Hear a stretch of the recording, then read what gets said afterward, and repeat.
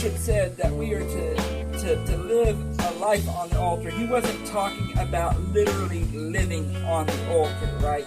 You understand that he was being metaphorical, right? That he was talking about living a life of sacrifice to God, not literally living on an altar, right? Here I thought that the bishop was just being a hypocrite. I know that man wasn't living their life on an altar. Yeah, I see him at least 3 times a week at the donut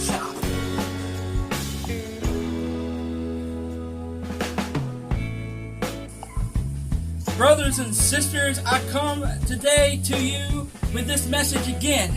I come to you today again to tell you that when a person comes to the Lord, that we are to be living a life on the altar. I'll say that again. We need to be living a life on the altar. We need to be living a life on the altar. So often, too often, we come to God with our mess. We come to God having lived a life of sin. We come to God waiting for Him and wanting Him to clean up our lives.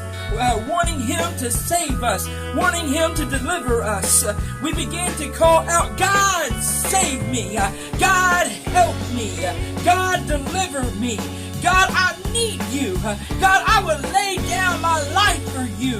I will live a life of sacrifice for you. I will do whatever you want me to if you will just save me. And do you know what God does?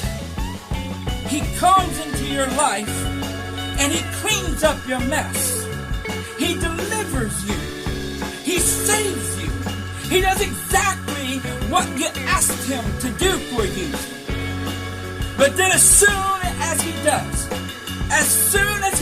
as dogs do, we go back to our vomit. We go back to living our lives the way that we want to. We have forgotten about the conditions that God came to us on.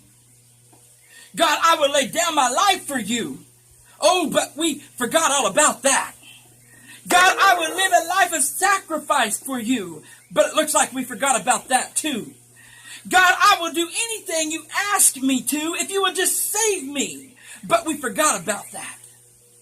My brothers and sisters, I'm here today to tell you that when we have come to God, we are to be living a life of sacrifice, a life on the altar.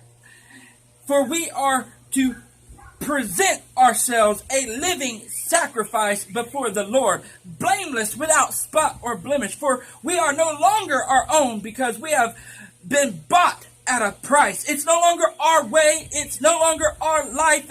For we rejected those things when we came to God for the things that God had to offer.